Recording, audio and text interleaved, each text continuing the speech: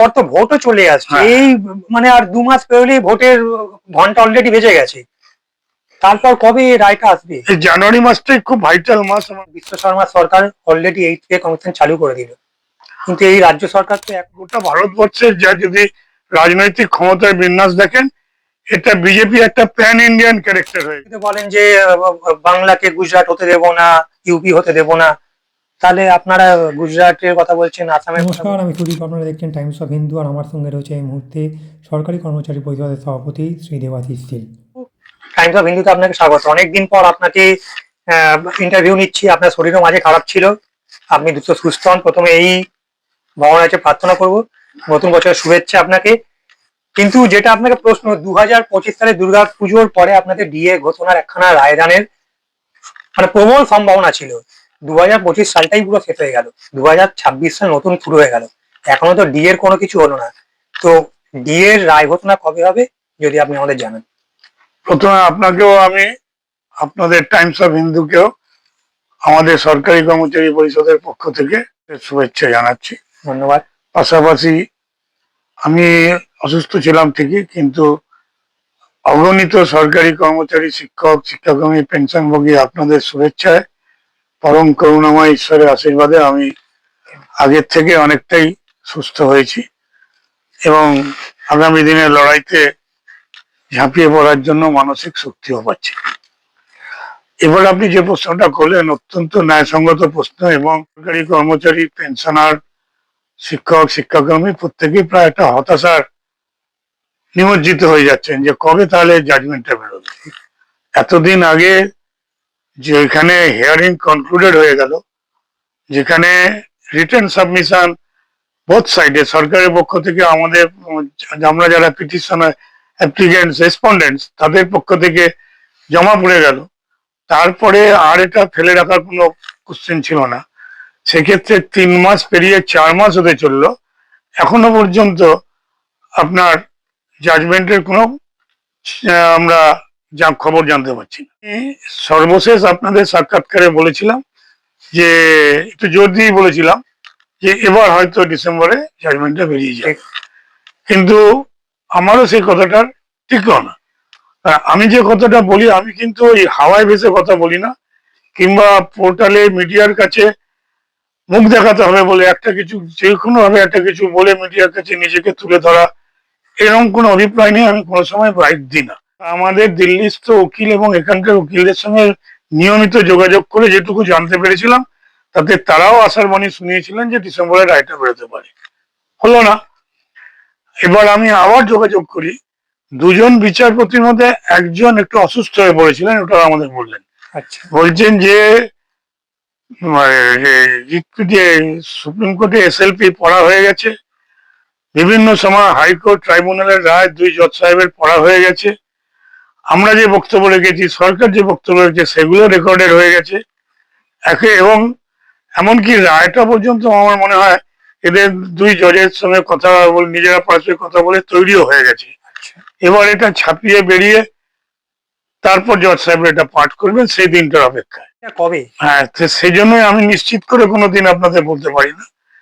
আমি যেমন এটাও বলছি না এই বেরিয়ে যাচ্ছে, রায় বেরিয়ে যাবে, আবার কবে বেরোবে এটাও বলতে পারছি না, কিন্তু যতটুকু আমি জানতে পেরেছি, আচ্ছা, যে এই জানুয়ারি মাসে ধরুন 22-23 তারিখের মধ্যে জাজমেন্ট বেরিয়ে যাওয়ার একটা সম্ভাবনা, জানি কিন্তু সম্ভাবনা বলছি না, কিন্তু জাজমেন্ট বেরোবে। কতদিন আর জাজমেন্ট আটকে রাখবে? তা আজ চলে আসছে, এই মানে আর 2 মাস পেরোলেই ভোটের ঘন্টা অলরেডি বেজে গেছে। তারপর কবে এই রায়টা আসবে? এই জানুয়ারি মাসটাই খুব ভাইটাল মাস আমার মনে হয়। তো প্রথম সপ্তাহ তো হয়েই গেল, তাহলে সামনের সপ্তাহ থেকে দ্বিতীয় সপ্তাহ শুরু হলো, দ্বিতীয় তৃতীয় সপ্তাহের মধ্যে আগামী 15 থেকে 22 দিনের মধ্যে, ওই যেটা বললাম 22-23 থেকে জানুয়ারি শেষের মধ্যে রায়টা বেরিয়ে যাওয়ার সম্ভাবনাই উজ্জ্বল। ইতিমধ্যেই দেখেছি নতুন বছর পড়া মাত্রই হিমন্ত বিশ্ব শর্মা সরকার অলরেডি 8 পে কমিশন চালু করে দিল, কিন্তু এই রাজ্য সরকার তো এখনো বকেয়াগুলোই দিল না। কি বলবেন সেই ব্যাপারে আপনাদের মানে মতামত কি? আসামের মুখ্যমন্ত্রী ডক্টর হিমন্ত বিশ্ব শর্মা চালু করে দিলেন, শুধু এইটুকু কথাই নয়, সারা ভারতবর্ষে কেন্দ্রীয় সরকার অষ্টম বেতন কমিশন ঘোষণার পরে পরেই, অষ্টম বেতন কমিশন গঠনের ঘোষণার পরে পরেই প্রথম মুখ্যমন্ত্রী ডক্টর হেমন্ত বিশ্ব একদম শর্মা, একদম একদম। যিনি অষ্টম বেতন কমিশন গঠন করে দিলেন এবং বিজেপি শাসিত রাজ্য। এখন গোটা ভারতবর্ষের যা যদি রাজনৈতিক ক্ষমতার বিন্যাস দেখেন, এটা বিজেপি একটা প্যান ইন্ডিয়ান ক্যারেক্টার হয়ে গেছে। 2/3 বেশি বলতে গেলে রাজ্যতেই বিজেপি শাসিত সরকার কিংবা বিজেপির সঙ্গে জোট বন্ধনের। মুখ্যমন্ত্রী তো বলেন যে বাংলাকে গুজরাট হতে দেব না, ইউপি হতে দেব না, তাহলে আপনারা গুজরাটের কথা বলছেন, আসামের কথা বলছেন। আর মানুষেরা গুজরাটিকে সবচেয়ে বেশি ভালোবাসেন, অর্থাৎ যে মানুষটা গোটা ভারতবর্ষের সর্বোচ্চ জনপ্রিয় তিনি একজন গুজরাটি, নরেন্দ্র দামোদর দাস মোদী। ঠিক। তাকে বাংলার মানুষেরাও প্রচন্ড ভালোবাসছেন, তার উপরে ভরসা করছেন। অর্থাৎ দিদিমণি যতই প্রলাপ বকুন বাংলাকে গুজরাট হতে দেবো না, গুজরাটিকেই বাঙালি চাইছেন।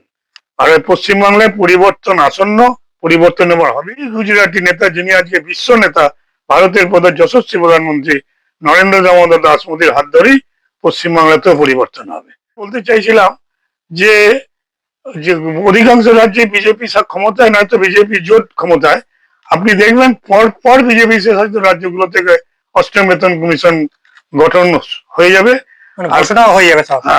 ঘোষণা গঠন হবে, আচ্ছা, গঠন হয়ে এবার তার মেয়াদে কাজ করবে এবং বিজেপি শাসিত রাজ্য হবে। হবে না কোথায়? সে আমাদের পশ্চিমবাংলা, আমাদের এই বাংলাতে। এখানে আমাদের ঠিক অষ্টম বেতন কমিশন না, আমাদের সপ্তম বেতন কমিশনই হবে, যেটা অষ্টম বেতন কমিশনের সমাধান।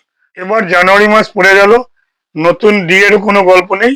ইতিমধ্যেই আমরা দেখেছি যে all India consumer price index অনুযায়ী ন্যূনতম 2% ডিএ বাড়ছে। 2% ডিএ বাড়ালে কেন্দ্রীয় সরকারি কর্মচারীরা 60% ডিএ পেয়ে যাচ্ছেন, আমরা 18% দাঁড়িয়ে আছি, অর্থাৎ 42% হয়ে যাচ্ছে। আগে 40-এর পার্থক্য ছিল, এখন 42 হয়ে যাচ্ছে। 2% বেড়ে গেলে 42%, বাড়তে বাড়তে এটা 50% চলে যাবে। একটা এবার তো আর পূর্ণাঙ্গ বাজেট হবে না এ রাজ্যে, এবার ভোট অন অ্যাকাউন্টস এর বাজেট হবে। হয়তো সেই সময় একটা চিরকুট কাগজের মতো 3% কি 1% কি 2% একটা ঘোষণা হতে পারে, কিন্তু বঞ্চনার পরিমাণ বাড়বেই। আমরা তাই বলছি যে হিমন্ত বিশ্ব শর্মা দেখিয়ে দিলেন যে উকিলের চিঠি দিয়ে আইনের দ্বারস্থ হয়ে গঠনের দাবি যেমন জানানো যায় সেটার দরকার পড়ে না। ওটা না জানিয়ে যে হেমন্ত বিশ্ব শর্মা যে পথ দেখিয়ে দিলেন, তাতে মুখ্যমন্ত্রীর সদিচ্ছা থাকলেই বেতন কমিশন গঠন করা যায়। এ রাজ্যের মুখ্যমন্ত্রীর কোনো সদিচ্ছাই নেই। আমরা এই আশঙ্কা করছি, এই যে আমরা ইতিমধ্যেই 40% পিছিয়ে আরো 2% বেড়ে গেলে 42% পিছিয়ে যাচ্ছি, আমাদের দিয়ে টাকাটা সম্পূর্ণই আজকে ভোটের দিকে তাকিয়ে ওনার বিভিন্ন প্রকল্প, লক্ষ্মীর ভান্ডার সহ বিভিন্ন প্রকল্পে আরো টাকাগুলো আমাদের সাইফন করে নেওয়ার একটা চক্রান্ত মুখ্যমন্ত্রী ইতিমধ্যে তো দীঘাতে সরকারি টাকায়, সরকারি আমাদের সাধারণ মানুষের ট্যাক্সের টাকায় জগন্নাথ মন্দির হলো, দুর্গাঙ্গন হলো, মহাকাল মন্দির হবে, এসব তো উনি তো ঘোষণা করছেন। সত্ত্বেও তাহলে আপনাদের ডিএটা কেন দিচ্ছে না? বা এই যে যারা রাস্তায় বসে আছে শিক্ষকরা বছরের পর বছর, তাদেরও চাকরি হচ্ছে না, কি বলবেন? এই তো আপনাকে বললাম যে সরকারি মন্দির নির্মাণ করতে মুখ্যমন্ত্রী মন্দির নির্মাণ করতে পারেন, কিন্তু সরকারের টাকায় করতে পারেন না। এই সরকারের টাকাটা কোত্থেকে আসছে? এই টাকাটা নিশ্চয়ই কেন্দ্রীয় সরকারের টাকা নয়, এটা ট্যাক্সেই টাকা দেয়। একদম। তাহলে আমি আপনাকে যে কথা বললাম যে আমাদের মহার্ঘ ভাতার টাকাটা কিন্তু সাইফন হয়ে যাচ্ছে। মুখ্যমন্ত্রী মন্দির নির্মাণের পেছনেও টাকাটা দিতে পারছেন, মুখ্যমন্ত্রী বিভিন্ন প্রকল্পে শুনছি লক্ষ্মীর ভান্ডারের টাকা বাড়ানোর উদ্যম চলছে, এই সেই টাকাগুলো বাড়বে। এই যে টাকাগুলো, যে টাকাগুলো একদম অনুৎপাদক খাতে উনি দিয়ে যাচ্ছেন, এই টাকা সম্পূর্ণ তার মধ্যে আমাদের ডিএর টাকাটাও চলে। মানে সরকারি কর্মচারীদের যে বেতন হয় সেটা তো সাধারণ মানুষের ট্যাক্সের টাকা দিয়ে হয়, সেই সাধারণ মানুষের ট্যাক্সের টাকা দিয়ে হবে, তাহলে ওনার দিকে অসুবিধা কোথায়? বেতন ও ভাতা প্রকল্পেই টাকা বরাদ্দ হয় বাজেটে, এখন সেই টাকাই তো চলে যাচ্ছে সরকারের বিভিন্ন প্রকল্পে দিয়ে ভোট কিনবার তাগিদে। এবং বরাবর উনি তোষণ প্রিয় মুখ্যমন্ত্রী। আজকে পশ্চিমবাংলায় হিন্দু প্রধান রাজ্যে হিন্দুদের মুর্শিদাবাদ ছেড়ে মালদা কি অন্যত্র পালিয়ে যেতে হয়েছিল, আপনারা দেখেছেন। আন্দোলন নিয়ে ওয়াকফ বিল প্রতিবাদে, সংশোধনের প্রতিবাদে হরগোবিন্দ দাস, চন্দন দাসকে যেমন নৃশংসভাবে হত্যা করা হলো, ওই এলাকার হিন্দুরা পালিয়ে গিয়েছিলেন। অর্থাৎ একদিকে উনি তোষণ করে যাচ্ছেন, আবার ভোটের সময় এসে ওনার মনে পড়ে গেল যে আমাকে একটা দুর্গাঙ্গন বানাতে হবে, আমাকে একটা মহাকাল মন্দির বানাতে হবে, আমাকে একটা জগন্নাথ মন্দির বানাতে হবে। যত দেবদেবীর মন্দির বানান না কেন, আপনাদের কাছে একটা করেছি, পশ্চিমবাংলার মানুষই তো সব, আম জনতা হিসাবে জনতা জনার্দন সব জনতা জনার্দন কিন্তু ওনার এই ভারতে বিশ্বাস করবেন। হিন্দু জনতা বুঝে গেছে যে ভোটের সময় আমাদের ব্যবহার করা হচ্ছে, আমাদের ধর্মের আবেগকে সুশ্রী দিচ্ছেন, আর বাকি সময় ধরে তিনি একটি বিশেষ সম্প্রদায়কে তোষণ করছেন। এই মুখ্যমন্ত্রীর এই যে দ্বিচারিতা, এটা আজকে পশ্চিমবাংলার সর্বস্তরের মানুষ বুঝে গেছে। সময় শুরুর দিকে যখন সংগ্রামী যৌথ মঞ্চের অবস্থাটা, যেখানে আমি উপস্থিত ছিলাম, আমরা সরকারি কর্মচারী পরিষদ উপস্থিত ছিলাম, সেই সময় মুখ্যমন্ত্রী ওই শহীদ মিনারে একটি সভাতে বলেছিলেন যে যারা অবস্থান করছে তারা সব চোর ডাকাত বসে আছে। আচ্ছা, অর্থাৎ চোর ডাকাত বলতে উনি যারা পুলিশ ভেরিফিকেশন করে যারা সরকারি চাকরি, শিক্ষকদের চাকরি পায়, তাদের উনি চোর ডাকাত বলতে দ্বিধা করেন না। অথচ উনি যাদের নিয়ে পরিবেষ্টিত হয়েছেন তারা এক একজন দাগি চোর, দাগি ডাকাত, জনসাধারণের টাকা লুটমার করেই তারা আজকে ক্ষমতায় আছেন। এবং এইভাবে তখন তিনি একটা কথা বলেছিলেন, পেনশন বন্ধ করে দেবো নাকি। তো আজকে কলকাতা বিশ্ববিদ্যালয় করে দেওয়ার একটা চক্রান্ত হয়েছিল। আমি আপনার কাছে অর্ডারটা পাঠিয়েছি। গত 23শে সেপ্টেম্বর একটা অর্ডার বেরিয়েছিল, যে অর্ডারে পরিষ্কার প্রভিশনাল পেনশনের ব্যবস্থা করে 75% পেনশন যারা 1-10-25 কলকাতা বিশ্ববিদ্যালয়ে অবসর গ্রহণ করেছেন তাদের এই অর্ডারে তাদের 75% পেনশন দিয়ে 25% পেনশন স্ক্রুটিনি করার চিন্তা ভাবনা করেছিলেন। অর্থাৎ এই প্রভিশনাল পেনশন চালু করে পেনশনে হাত দেওয়ার একটা প্রথম পদক্ষেপ শুরু করেছিলেন। কিন্তু আপনারা জানেন কলকাতা বিশ্ববিদ্যালয়টা ঐতিহ্যশালী বিশ্ববিদ্যালয়, যাদবপুর বিশ্ববিদ্যালয় রয়েছেন, এদের যে সিন্ডিকেট রয়েছে নিজেদের, সেই সিন্ডিকেট মিটিং এ কিন্তু তারা পরিষ্কারভাবে রাজ্য সরকারের এই অর্ডারটাকে মানেননি। তারা একটা অর্ডার বার করেছেন, সেটাও আপনাকে আমি দেখাচ্ছি। বলে দিয়েছেন যে 100% পেনশন 1-10-25 পর যারা রিটায়ার হয়েছে তাদের দিতে হবে, এবং যাদের ক্ষেত্রে পেনশনে বেশি হবে, ওভার পেমেন্ট হলে সেটাকে উইথড্র করা হবে, তাদের ক্ষেত্রে কমিউটেশন আটকে রাখা হলো। অর্থাৎ সিন্ডিকেট যেমন পেনশন দিচ্ছে না, আবার কমিউটেশনও কিছু কিছু ক্ষেত্রে আটকে রাখার। অর্থাৎ সরকারের একটা পরিষ্কার পলিসি হয়ে গেছে যে দিয়ে তো যেমন আটকে রেখেছি, এবার পেনশনেও আমরা আস্তে আস্তে হাত বাড়াবো। ভয়ঙ্কর দিন পশ্চিমবাংলায় আসছে। আজকে নববর্ষে আপনার চ্যানেলের মাধ্যমে আমি সমস্ত রাজ্য সরকারি কর্মচারী, শিক্ষক, শিক্ষাকর্মী, পেনশনভোগী এবং যারা ডিএ পান, যারা যে পেনশন পান, তাদেরকে বলছি পশ্চিমবাংলার মানুষ তৈরি হয়ে গেছেন, তাদের মনোভাব, তাদের মাইন্ডসেট হয়ে গেছেন, তাদের মাইন্ডসেটের সঙ্গে আপনারা এক হয়ে একবারের জন্য হলো পরিবর্তন আনুন।